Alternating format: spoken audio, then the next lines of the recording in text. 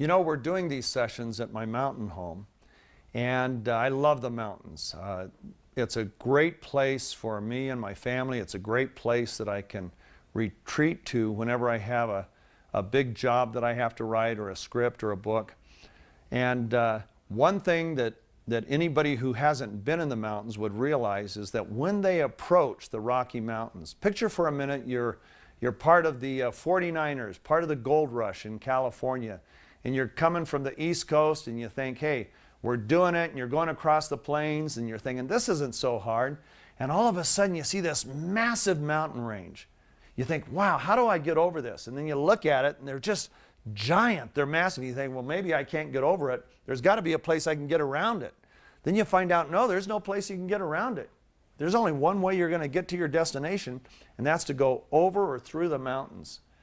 And I know if I was a pioneer walking my way across the country, or even in a covered wagon, I would have been just wiped out at the sight of these mountains. Well, when it comes to achieving our dreams, there's two giant mountain ranges that stand in our way. And believe it or not, they usually stop nearly everyone from pursuing their dreams. They see those mountains, they look at their feet, they look at their shoes, and they think, that's it, I'm turning around. It's too hard. There's no way I can do it. And literally 97, 98, 99% of American adults and adults around the world give up on their most cherished dreams because of these two giant mountain ranges. Well, those are the two we're going to look at today.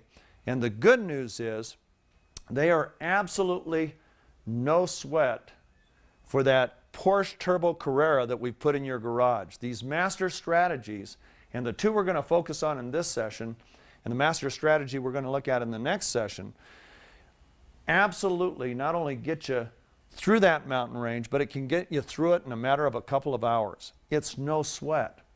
So while the rest of the world walks to their dreams and gives up at the first sight of the mountains, because you're using a completely different set of strategies, that turbocharged Porsche, to get to your dreams, it's no sweat. So what are these mountain ranges? Well, how many times have you said or heard somebody else say, I'd love to do that, but I just don't have what it takes. I don't have the time, or I don't have the money, or I'd really like to do that, but man, what talent do I have? I don't have the talent to do it. Or even more common, I don't know how to do it. I just don't know what to do. So the two mountain ranges that stop most people are, one, lack of know-how. They just don't know how to do it. Or the lack of resources. Our resources, our limited resources, are time, talent, and money. So lack of know-how presents one huge mountain range, and the lack of resources presents another one just as big right behind it. And those two mountain ranges stop most people from ever achieving their dreams. But they're not going to stop you, because in this session and the next session, you're going to discover what super achievers do to literally power their way right through those mountain ranges.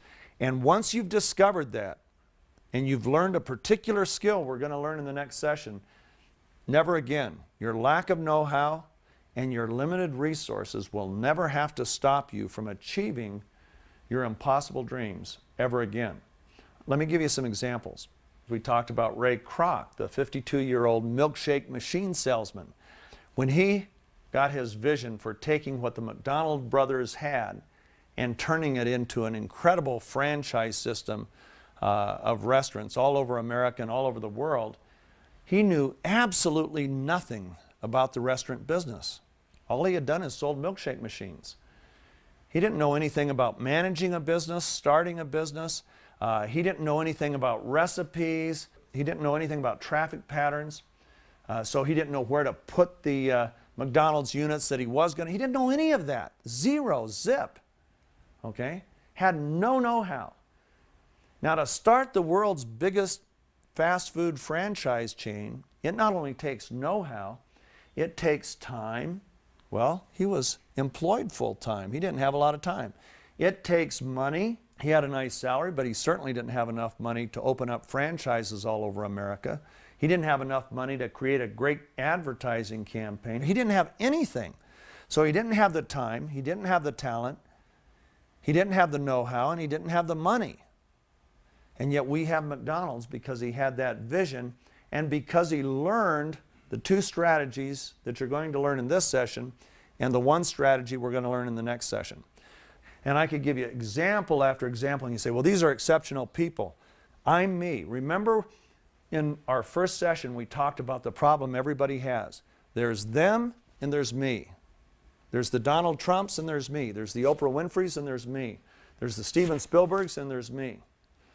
Well, guess what? They all start as me. None of them start as the they.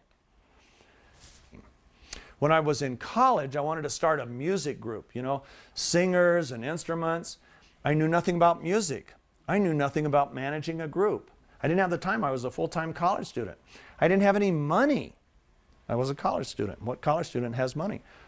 And yet, I got the vision, and 7 days later, I had a group of 17 singers and 18 instruments, and all of them were music majors at Arizona State University. And but I still didn't know anything about music. I didn't know how to promote a group. I didn't know how to do anything. And yet, we ended up with a sound system, even though we didn't have money, without borrowing a dime. We ended up with the #1 choral director in the United States directing us for free. Didn't have the time. He didn't have the time. I didn't have time, talent, money, but I had my group. Well, guess what? If it can work for a 17-year-old, if it can work for a little college kid, then these strategies that get us around the problem of our lack of know-how and our lack of resources, if they could do it for me and Frank Phillips and Ray Kroc and Bill Lear and Thomas Edison, and I could go on and on and on. And you say, wait a minute, that's, you guys, you're talking about super achievers. Well, let's talk about the little girl that lost her hearing and sight at the age of 18 months. Nothing to look forward to every day except a dark, quiet world. She could never flip a switch. She could never take the blinders off. She could never open her eyes and see. She could never flip a switch and all of a sudden hear. That never happened. And yet she ended up communicating, inspiring, and motivating people all over the world. She didn't have the time, talent, money, or know-how. But it happened. And guess what? It happened because she used the same strategies that we're going to talk about today. Okay, so master strategy number 6. And this is an important one. Master strategy 6 is that you're going to power pass your lack of know-how. Just picture yourself in that Porsche Turbo Carrera, and you're going down a highway where everybody else is walking.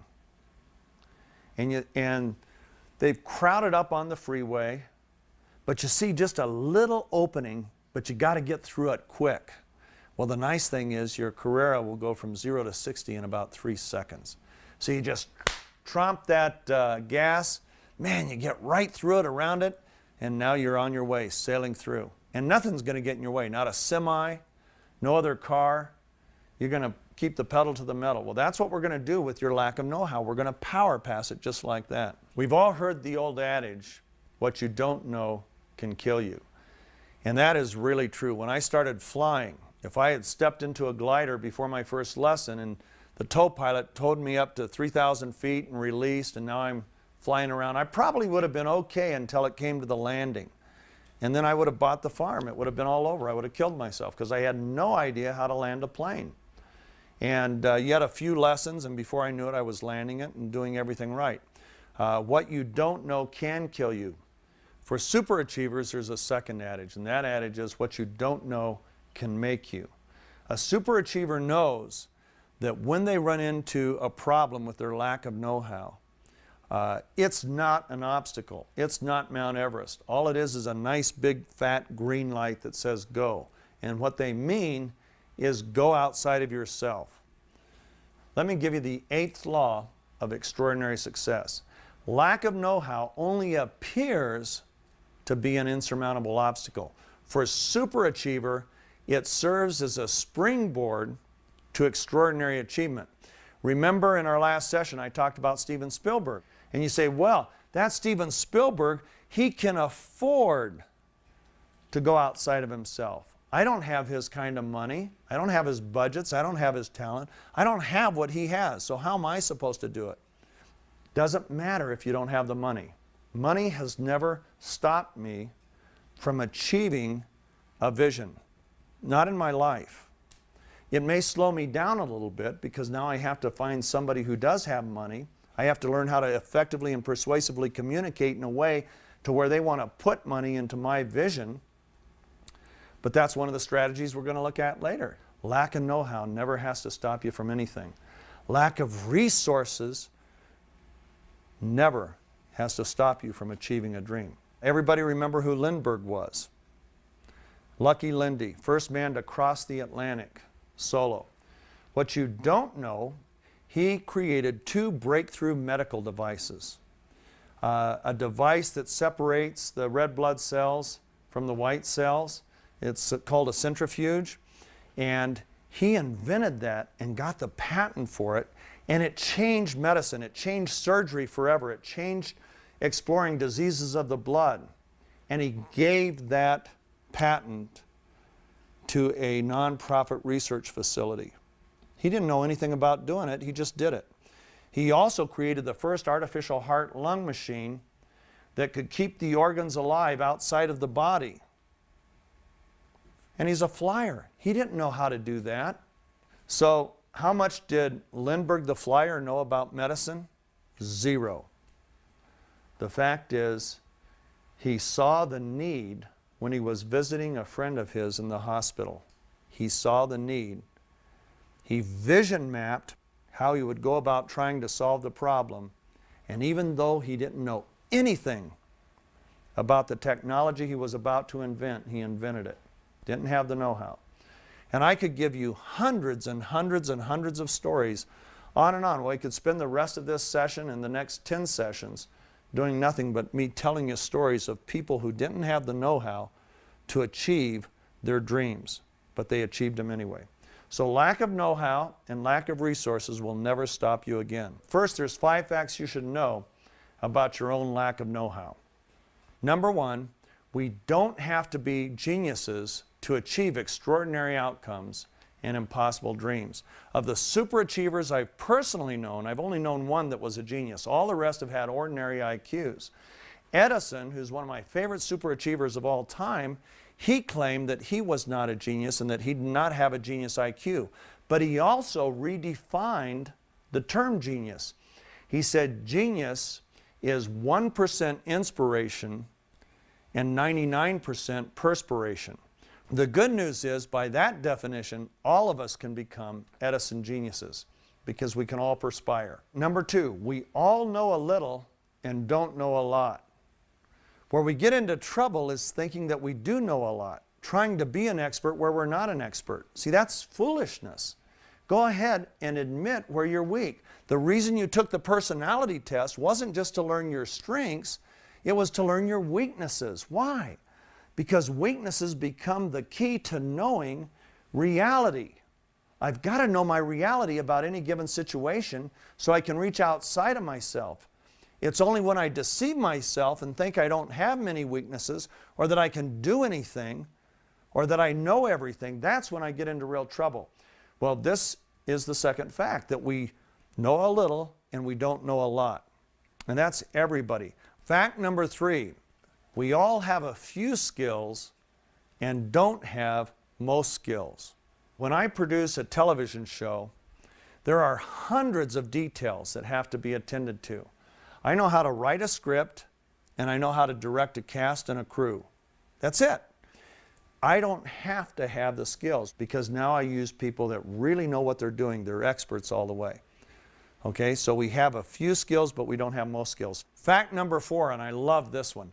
We don't even need to know how to do those things that are critical to the success of the project or the fulfillment of the dream. I mean, anytime you pursue any project or pursue any dream, I mean, there are some things that have to be done that are critical to achieving extraordinary success.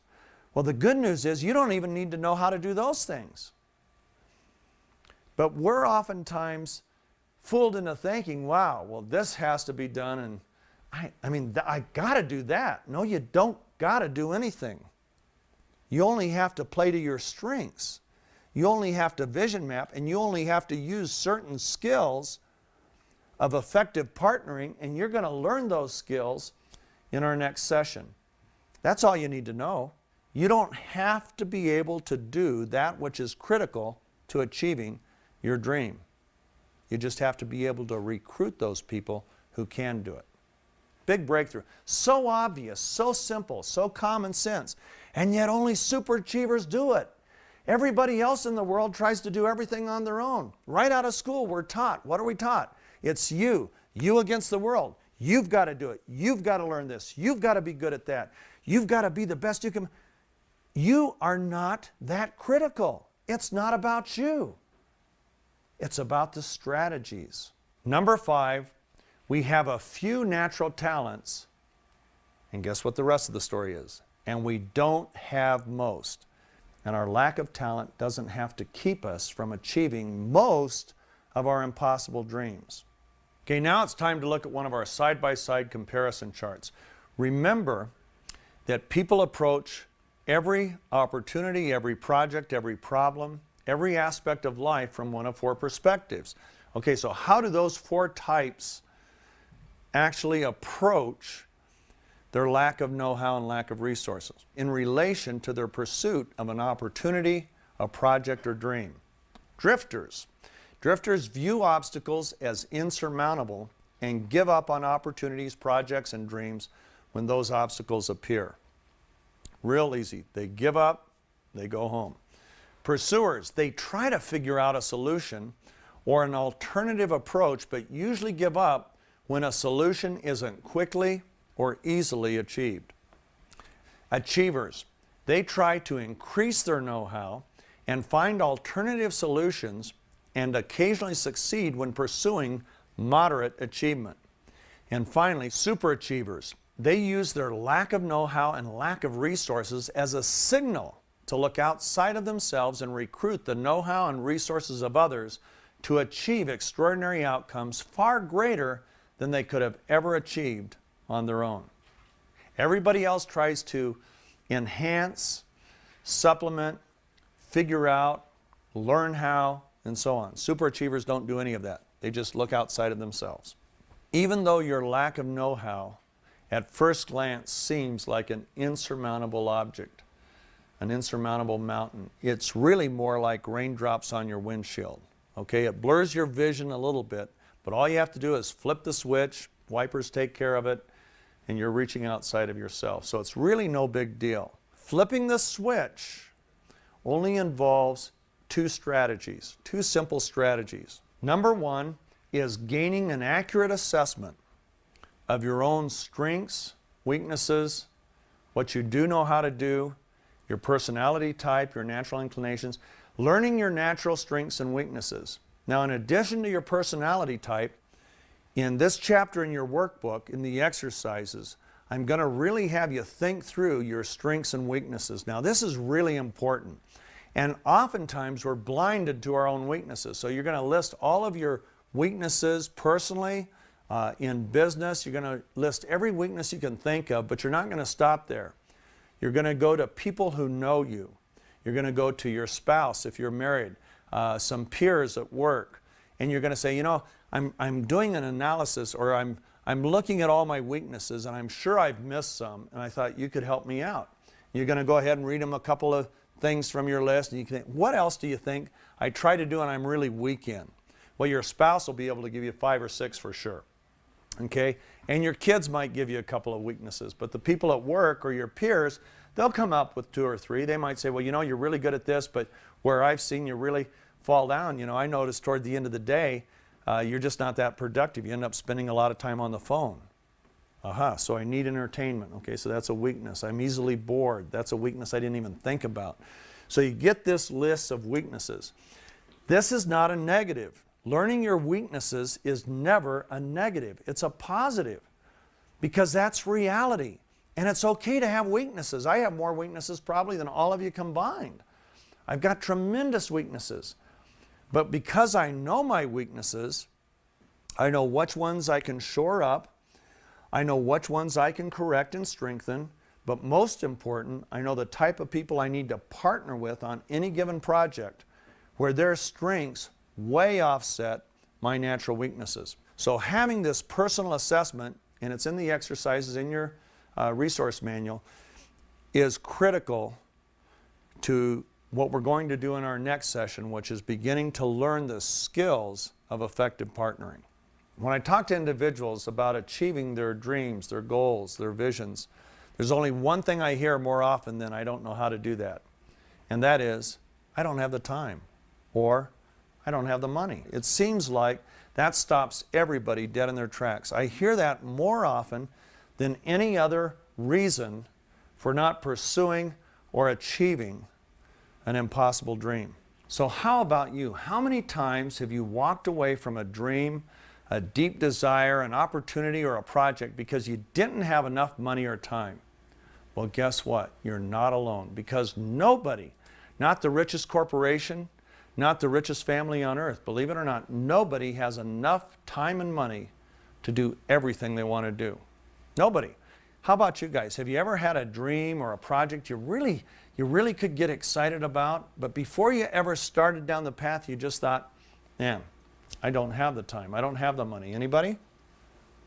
Go ahead. Just this last year, my husband and I, we were planning on investing in a sandwich shop in a new development, new retail center, and we finally decided we just did not have the time. Yeah. See? Time, talent, and money. We don't have enough. But see, that's what we do. We look at it. She didn't even try. She saw something that looked like a good opportunity, her and her husband, but before they even took 3 steps down the road, we don't have the time. Anyone else? Greg. I have a son who is now 9. Ever since he was 8, I have been trying to figure out a way to get more involved with him after school, and I just have not had the time to do it. And finally, a year later, I got involved with coaching his Little League football team, and now I'm spending way too much time with him. Yeah, great. Now let me ask you a question. Have you ever coached football before? No, never coached football. Okay, now isn't that neat? He doesn't know how to coach football, but his goal wasn't to be a football coach. It was to have quality time with his son after school. And the fact that he doesn't know how to coach football and has never coached a sport doesn't mean a thing. I will tell you, I've been guilty because my kids have asked me to coach sports, and I have said, I don't know how to coach football. So I have let that excuse stop me from doing it. Master strategy number 7 is remove the limits of your limited resources. And you say, yeah, that's easy for you to say, but my resources are really limited. Well, your money may be more limited than my money, but your time isn't more limited than my time. And time is the single most precious commodity any of us have. It's the only resource that can't be replaced once it's been used. You use money, you lose money, you can replace it one way or another, but you can't replace time. You lose a talent, you can find a substitute talent and do something to pattern around it.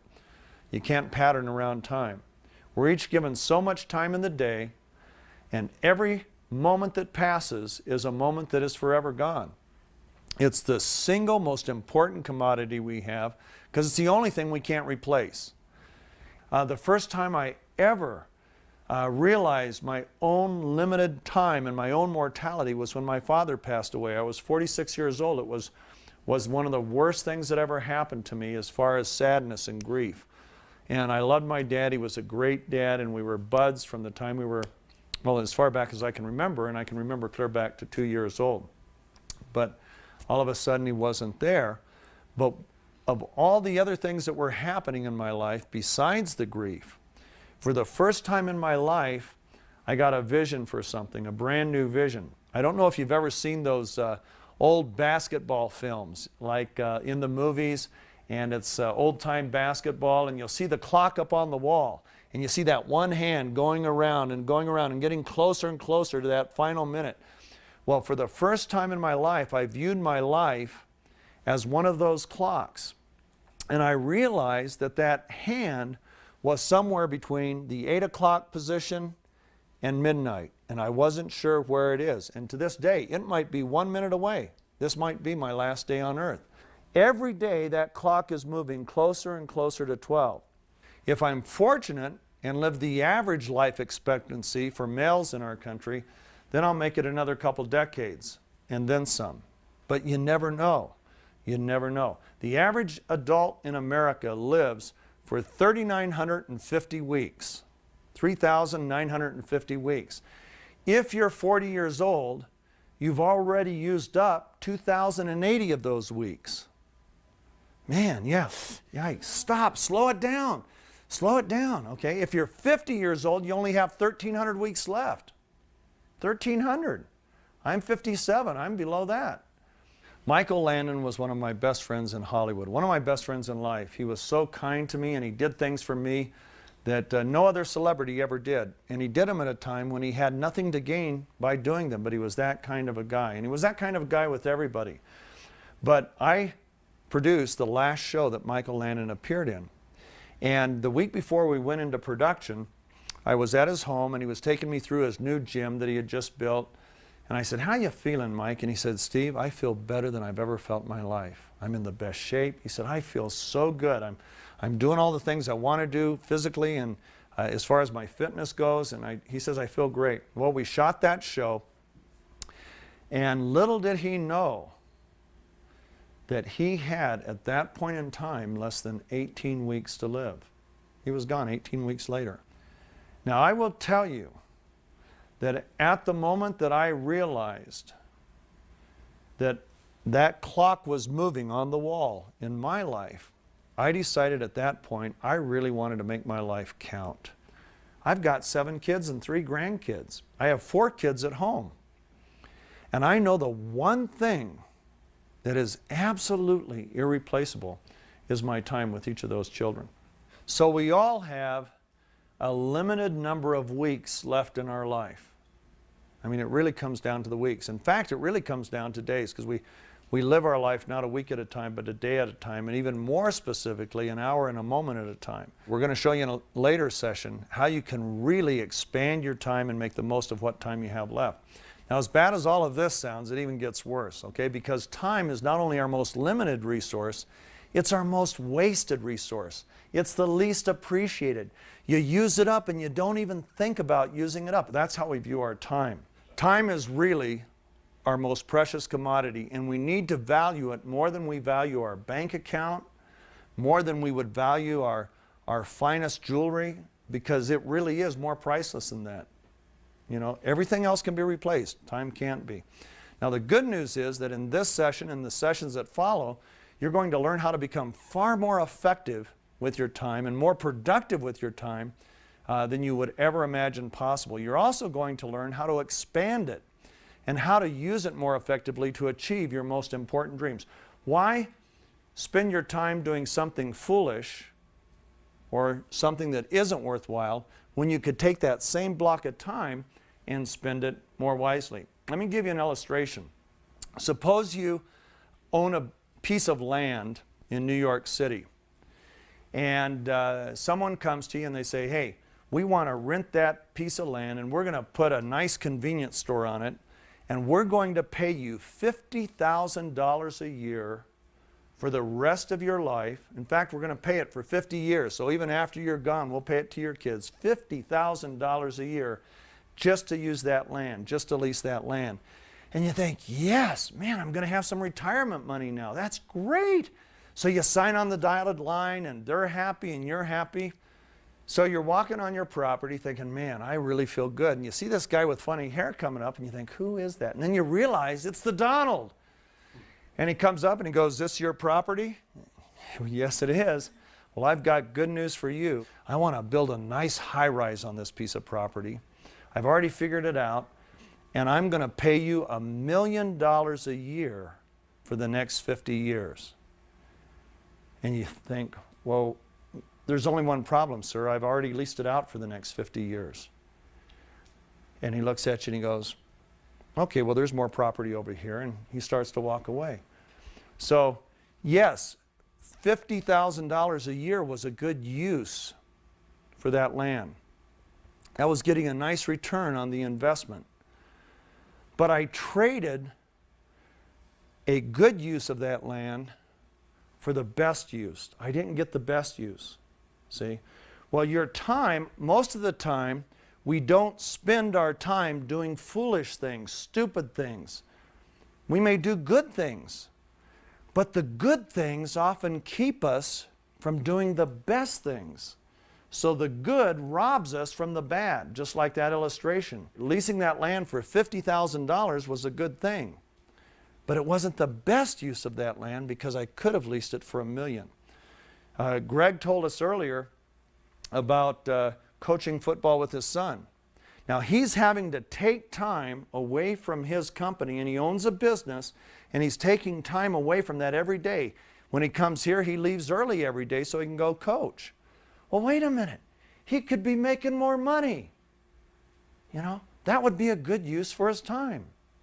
But he's determined that the best use for his time, because that time is irreplaceable, he can never get it back. He doesn't know how long Riley's going to be on this earth. He doesn't know how long he's going to be on this earth. But he knows one thing. The best use of my time from 4:30 a day until 7 or 8 o'clock a day is to be with Riley on that football field. See, there's not even a question. And if he died tomorrow, he's probably going to be more excited about having spent that time than all the time he spent at the office. It doesn't mean we walk away from our responsibilities and quit work and just spend time with our families, because that's irresponsibility. We still have to bring bread home every night. But we begin to look at time differently. The average American could pass a lie detector test. In fact, I could try it with you. How many hours a week do you guys watch TV? I want to just hear a couple people volunteer. What do you think? 8 hours? Anybody else? 12? Okay. Anybody else? 5. The average American adult would pass a lie detector test swearing they only watch TV 15 hours a week or less. But the average watches it 39 hours a week. We don't even realize it. And in one of our later sessions, you're actually going to take an inventory of how you spend your time for an entire week. Every week, you're going to look at your watch, and that half-hour block of time is going to get filled in with something. And you're going to be amazed at how much time is wasted. There's 168 hours in a week. 112 of those hours you're awake on average. And it will blow you away how many hours are spent doing okay things. And if we had an unlimited supply of time, we could continue to do okay things forever. But it's so limited that when we start to realize, no, I want to make the most of that time. My production assistant in California had spare time. We'd be on a production and she wouldn't have hardly any hours during the day. In fact, we'd keep her late at night because productions go on into the night. But then we'd have a week where we weren't working. And she'd just tootle around the house and do different things, run errands, go grocery shopping. And one day she decided, as she was going through one of my strategies, because I had given her some manuscripts to what we're doing right now, to these sessions, and she was reading through them and she thought, I got to start making a better use of my time. Well, now with no additional time spent, she doesn't take any time away from her family, she still does her production work, but she has a side business where she's generating $16,000 a month in sales. And a lot of that's profit.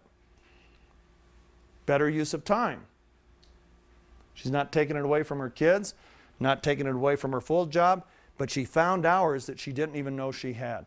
You're going to be able to do that when we get to one of these later sessions and do that. Okay, so the 9th law of extraordinary success is that superachievers remove the limits of their limited resources 3 ways: by accurately assessing their resources, wisely allocating them, and then expanding them by recruiting outside resources. You see, most people never even do the first one. I ask, how much time do you spend watching TV? And when you go ahead and actually fill in the blocks of how you spend your week, you're going to be shocked, because it won't be 6 hours, it won't be 8 hours, it won't be 12 hours. You're going to say, wow, well, I don't want to show that hour, but I really like that show. Okay, I'll go ahead and put it in and watch the show, you know. And after, I mean, you won't even believe it. And there's all this wonderful time that could be spent doing something so much more productive than watching television. Now, I make my living by selling things on TV. When you don't watch TV, it hurts me. But I'm more interested in being truthful with you right now, that TV may be a good way to relax, a good use of time. And sometimes we need that relaxation, and it's okay to watch it. But most of the time, there's so much more we could do with that junk time that we just kind of flush down the toilet. Okay, so there are 3 steps that you must take to implement the 7th master strategy of removing the limits of your limited resources of time and money. Number 1, they must be accurately assessed and correctly valued. Second, their use must be wisely allocated. It's easy to blow anything. You can blow money, you can blow time, okay? Well, that's how you blow your whole life. It's all gone before you know it. You don't have to do that. Thirdly, they must be expanded. Nobody has enough time and money to do what they really want to do in life. Corporations don't have enough time and money. The richest people in the world don't, because they can always think of more things they do. That's why you see a billionaire only give $10 million to a charity. Why doesn't he give $100 million? Because he's thinking about the other ways he's going to spend his money. Nobody has enough time and money to do what they really want to do. So you're not unique. You're in there right with the rest of us. But we're going to show you how to get outside of yourself so you can recruit the time and money of other people. And that's really important for things that are worthwhile. Okay, so let's look at our next side-by-side comparison. How people use or misuse their limited resources of time and money. Drifters fail to accurately assess the value of their limited resources and squander those resources by simply doing what comes naturally, going with the flow. Their resources are consumed by the demands of the moment and by their focus on instant gratification rather than on the wise allocation of limited resources. Pursuers are a little better. Pursuers accurately assess and value their limited resources, but fail to effectively and strategically expand those resources. Now, achievers accurately assess and value their limited resources and try their hardest to expand those resources. However, they try to expand their resources from within through better investing, better spending, better saving, rather than strategically recruiting outside resources. Superachievers accurately assess and value their limited resources, but they seek outside counsel in how they allocate their resources.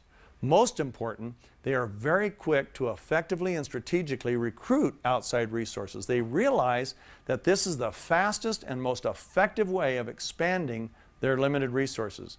They also seek lots of outside counsel to make sure that they make the best use of their limited resources rather than simply accepting a good use of those resources. In session number 12, we're going to get into 2 skills that are going to change everything as far as how you are able to best use your time. First, there's a time management skill, and you could learn that same skill by taking a good time management course from Franklin Covey, but if you don't have time to do that, you're going to learn it in our session. But in addition to that, we're going to learn another skill that's going to show you how you can put 24 hours in an 8-hour day, how you can put 10 days in a 7-day week. So it's really an important skill. You're going to learn that, and we're going to focus on that in session number 12. But now let's talk about our last limited resource, and this is the one that we tend to value more than time. We really shouldn't. We exchange our time for this resource, and that's the resource of money. Now, removing the limits of your limited resource of money involves the same 3 steps that we need to use for time.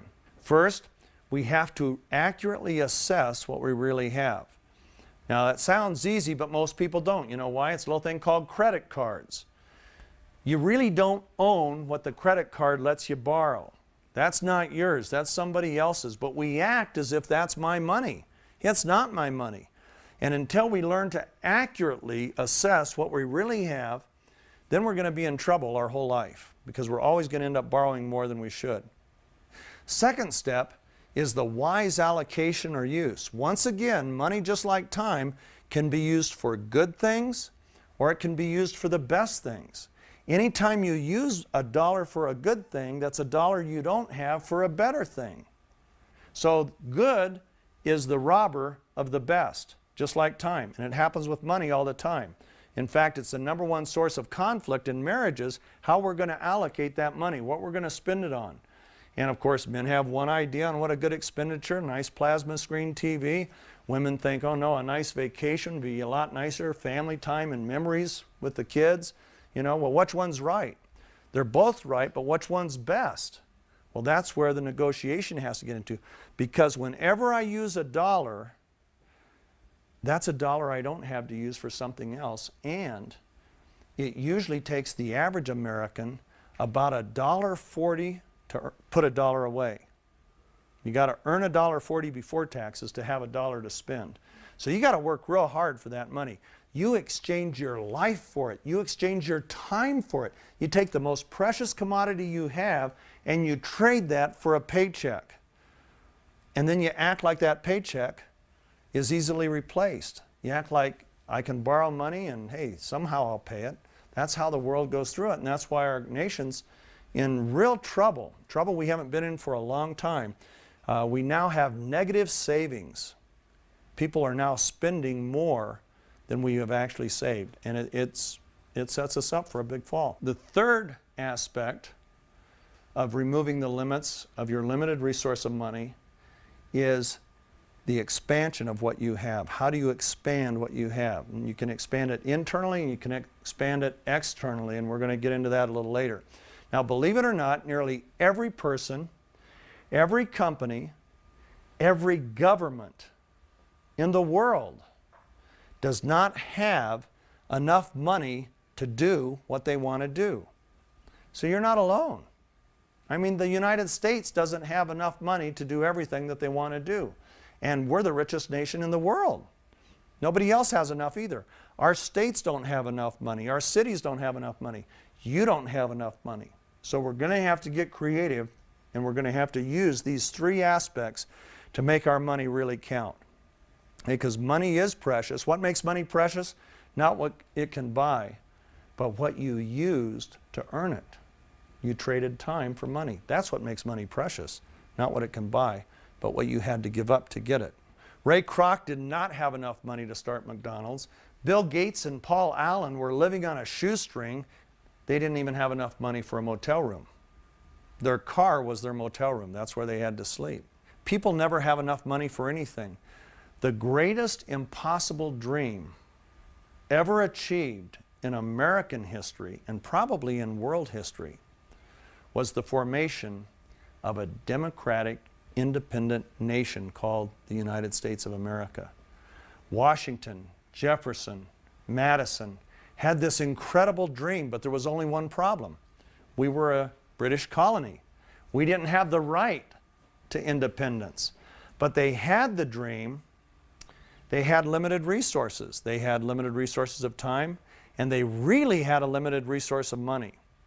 They did not have enough money to even put shoes on soldiers. They didn't have enough money for weapons. They didn't have enough money for ships. They didn't have enough money for horses. They didn't have enough money to fight a battle. And yet they gave us our independence, and they created the greatest, most wonderful government. As many failings as our government has, there's still no other government like us. Take us off the planet Earth and watch the planet Earth change overnight. Watch dictatorships just spread all over the world. We have a great government. And we have it because they learned how to get around their limited resource of money. Okay, so the first step of removing this limit is to gain an accurate assessment of your current cash flow and what happens to it. And I'm amazed when I ask people how you spend your money, they really can't tell me. You know when the wake-up call comes? When they're in divorce court, and all of a sudden, a wife's lawyer tells a husband's lawyer how much money she wants because this is what she's been spending and what she's been spending it on and what the family's been spending it on. And a husband looks at it and he says, we can't possibly be spending that much money on clothes. We can't possibly be spending that money on education. There's no way we're spending that money on vacations. And yet there it is. They finally see it. And it blows people's minds how much money they've spent in different areas that they could absolutely swear, I do not spend that much money on shoes, on gas, on food, on eating out, on movies, on entertainment of any kind, on vacations. There's no way I spend that much money. But we do.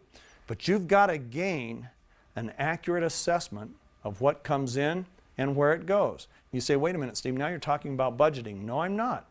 I'm saying find out where the money goes.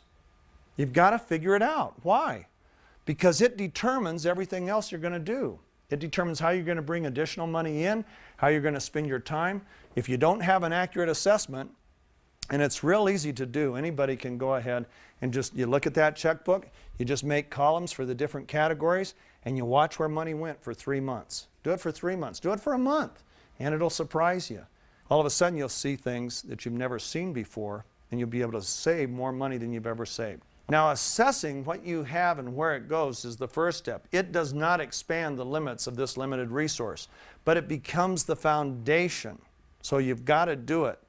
You say, I don't have time to do it. Well, then you'll never get ahead of the game. You'll always be behind the 8 ball. In fact, you'll get deeper and deeper and deeper in debt, and someday you'll throw your hands up in the air and say, how did this possibly happen? Well, it happened because you never gained that accurate assessment. So number one, the accurate assessment. Second step is to begin to allocate the use of your money, income, and assets wisely. Wise isn't the same as instant gratification. Wise doesn't mean, well, I really want to do this, or I really want that, or honey, we really need that. That's not necessarily wise. It might be, but you've got to start to gain a measure or a benchmark by which you're going to measure what goes out. Now, this is important for 2 reasons. Not only important for your financial security, but when you want a loan, when you want somebody to invest in a new little business startup that you're doing or a side business, when you want somebody else to put their faith in you, they're going to want to see that you have everything in order before they ever put a dime into whatever you want them to put a dime into. See, it's really important that we have good credit so we can borrow. It's really important that we have a good understanding of where everything goes, because someday you may want to start a business, even if it's a side business, and you might need to borrow from the bank $2,000 to start that business. Well, they do more than just look at your credit score. You're going to have to show them how you're currently spending your money so they can be assured that that money is going to come back, because it's probably going to be unsecured loan.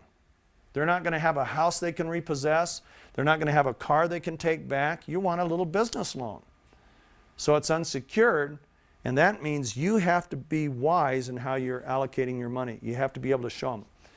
In 1948, my friend's father was hired by this thriving company in Atlanta, Georgia. And he was all excited. He had just graduated from college, and his salary was enough to where he knew he could afford to buy a car. And he was just getting ready to buy a car. His family had 2 children already, and his family was growing, and their little jalopy wasn't in good enough shape for the kids and everything. So he's thinking, okay, this is the time to buy a new car. And right before he did it, the company announced that they were going to give their employees a chance to buy some stock. So here he is. Do I buy the car that my family really needs, or do I go ahead and just buy this stock? It's a pretty nice deal they're offering the employees. And the company's been growing since they went public in 1919, so maybe I should get in on that. So he talked to his wife, and they agreed that a good use for that money was the car. but a better use was the stock. Well, that started a lifetime habit for that man, to where every time the company came out with an opportunity for employees to buy stock, he took that opportunity. It meant that he didn't go on a vacation one year, which would have been nice. Now, they went on plenty of vacations, wonderful vacations. I know their family. But one year it was a choice. And he and his wife agreed that the better choice would be to go ahead and take the stock options. Kept doing that. Later on in life, while his kids were still fairly young, they were all out of college now, but they were all wanting to do different things, and he would love to help them. Well, guess how he could help them? He had all this stock. Little company called Coca-Cola. And he sold his stock for millions of dollars. Now, there is no way on earth I can figure out how many cars he could have bought from 1948 to 1975 that would have grown into millions of dollars. You can't do it. A car is a depreciating asset. The moment you drive it off the showroom floor, it's depreciated. Okay? Best use versus good use. That's what you have to begin to do with your money. You have to ask yourself, is this the best use? Does that mean you don't go on a vacation because it's not the best use? No. You've got to decide what reflects your values. It involves planning. But if you don't plan, you do what drifters do. What do drifters do? They do what comes naturally. They go with the flow. Money comes in. Wow, what do I want now? Oh, that looks nice. Oh, I don't have quite enough, so I'll put the rest on my credit card. That's what a drifter does. That's why they never grow. That's why they're in the bottom 50% of achievement. See? That's why they don't have a lot of opportunity. That's not what you want, and that's not what you want. You're taking these sessions, these mentoring sessions, so that you don't stay on the bottom or even stay in the middle. You want to be able to achieve whatever you determine is the absolute best course for you and for those you care about. And that's what this seminar is all about. Number 3, the third and most important step in removing the limits of your limited resource of money is the expansion part. How do you expand your money? Well, you do it through wise investing. You avoid get-rich-quick schemes. And get-rich-quick schemes are all over TV. Buy real estate with no money down. Become a millionaire in the stock market without spending hardly any of your savings.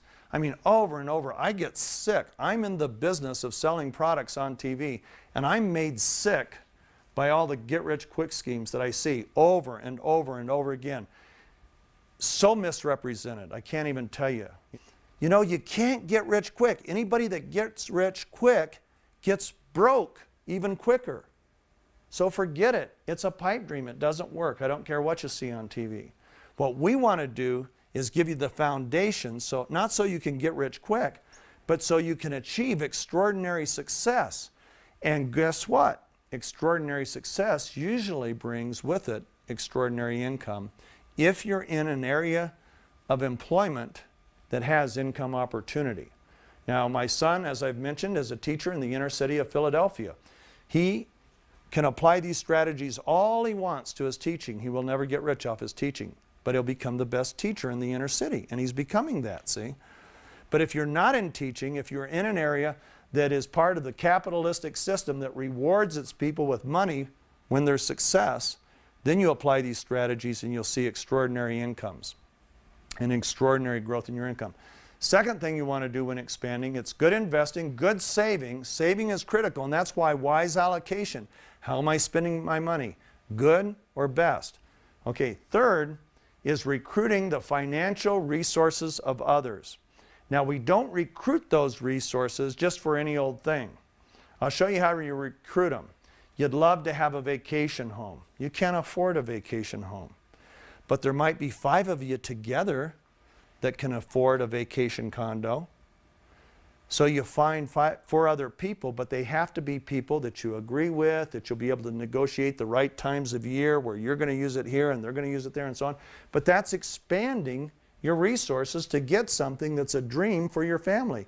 And you can do that without going in debt, significant debt. In fact, then you're going in debt if you do get a mortgage between all of you. If some of you have to borrow for it, you're borrowing against an appreciating asset, which is a wise use of funds. But it's never wise to borrow against a depreciating asset. Okay. If you want to start a business, and I hope a lot of you someday want to start a side business. Side businesses are fun. I've always had side businesses. Right now I have a side business. Unfortunately, it's in the investment stage. I've put a lot of money into it and haven't taken anything out, but we're getting closer and closer. And when it starts to come out, it's going to come out, you know, in major proportion to what I put into it. But I've had to work at it. It's not a get-rich-quick thing, but it's a good side business. So side businesses are good. And when you have a side business, you're going to have to recruit other people's money, whether it's an investor, a relative, which I usually advise against, a bank, but you're going to need to prove yourself worthy of any banker's time or any investor's time. So we're going to focus on that just for a minute, and then we're going to wrap this session up. How important is the ability to recruit outside resources when it comes to expanding your money? Well, to our nation, it was critical. Like I said earlier, we did not have the money to engage in the Revolutionary War in any way. In fact, at one point, Washington's troops at Valley Forge, they had no shoes. A lot of them froze to death, a lot of them deserted, a lot of them starved to death. That's how broke we were. Well, believe it or not, Washington turned to a friend. Washington and Franklin turned to a friend. And this man, who was a real estate investor, went ahead and gave $2 million. His name was Robert Morris. He not only gave $2 million to pay for the revolution, when the government of France had to decide whether or not to loan the U.S. money, and Franklin was in France negotiating the loan, their loan was given on one condition. They would only loan us the money if Robert Morris would co-sign the loan. If Morris had said, guys, I've already given you $2 million, enough's enough, we'd still be part of England. But instead, he told Franklin, of course I'll co-sign. He co-signed the loan, France loaned us the money, and the rest is history. But have you ever heard of Robert Morris? How many of you have heard of Robert Morris before today? Okay, one person. Isn't that sad? The whole Revolutionary War turned on one man's willingness to be an outside resource to this little thing called the United States of America. That's the importance of being able to go outside of ourselves. Okay. Do you realize what great news this is? That your dreams and what you achieve in life does not have to be limited by your bank account. When I wanted that pilot's license, I told you I didn't have any money. But I found a way to recruit the outside resource of the United States Air Force. I didn't have to join the Air Force, but I found a way to get them to pay for my pilot's license. And I did some work for them as a result, as a high school kid. In college, our music group had no money for sound equipment. Try to perform in a university or out on a mall with no sound equipment. Nobody will hear you. And yet we were able to recruit a benefactor, a wonderful woman who went ahead and gave us the money we need for a sound system. Over and over again, this is one of the most exciting things we can do, but it's critical if you want to achieve extraordinary outcomes, if you want a side business or whatever, or if you already have a small business. Now, the question is how? How does a person recruit those outside financial resources? Let me give you 6 steps. If you have a project or an idea that you want somebody else to put money into, whether it's a banker or an investor, there are 6 things you need to do. Number 1, your idea, project, or business must be a truly worthy idea, project, or business. For every legitimate, good, and worthwhile idea, there are thousands of bad ones. Okay? So you have to have a good idea in the first place. How do you know if you have a good idea? Man, you have to seek outside counsel. That's the only way I know. Do you know, every time I get close to going forward with a project, I see a new product, and we have thousands of products brought to us every year, and we'll pick 1 or 2 at most. Well, before we ever do that, I get the message out to other people, and I start getting their inputs. You've got to find out, is your idea worthwhile? Okay, number 2, you have to create an accurate assessment of your resources and demonstrate your ability to wisely allocate those resources. Before anybody will put money with you, they want to see, A, that you know what you're doing, that you know where your money is, and know how you're going to spend it. They want to see that you're spending it wisely. So having a new company car with a new startup business will get you thrown out of a bank. I'm starting a new business. We got to market. We're going to get it. We got to do that. And then they look at your expenditures. What's this? Oh, well, I had to get a company car. No, you didn't have to get a company car. They don't care that you had a company car. All of a sudden, the red flag goes up. They question whether or not they want to put their money with you at that point. They want to see that every dime you spend, you're spending wisely. You're going to use the strategies and techniques that you'll learn in our next session to identify, recruit, utilize, and motivate the right financial partners. Because you've got to do all of that. It doesn't just happen. You just don't show up at a bank and say, hey, look at me, got a great new business opportunity, would love you to give me the money I need. No, you've got to go in with a plan, and you've got to go in really knowing what you're doing. Well, that's what you're going to learn in our next session. Number 4, before you ever go to that outside resource, you're going to use the vision mapping process to create a clear and precise vision of exactly what you want to achieve, and you're going to have a timetable for achieving it. So when you go into that person, they're going to see, wow, they've really scoped it all out. Here's their vision. Here's how they're going to do it. They have it right down to the tasks that have to be completed, how much each task is going to cost, how much time each task is going to take. They've got a schedule. And now I just have to decide, am I going to fit into that? Number 5, you should use the skills for effective and persuasive communication that you're going to learn in our sessions 9 and 10. They're only a couple sessions away, but those skills will enable you to communicate effectively and persuasively any vision you have to any outside resource that you want to enlist their help and their money. Now, those communication techniques are so powerful, I can't even begin to tell you. But did you realize that most good ideas, not some, most good ideas are either ignored or rejected, not because they're bad ideas, but because they're ineffectively and non-persuasively communicated? Well, you're going to learn 4 communication techniques. And when you use those communication techniques, they always communicate precisely what you want the other person to not only understand, but more importantly, actually feel what you're feeling. So if you have a vision for a business or a product or a project, and you want to recruit an outside resource to fund that project, when you use these techniques that you're going to learn, they will not only understand your vision, they will feel your passion. And when they gain your passion, they can't write a check fast enough.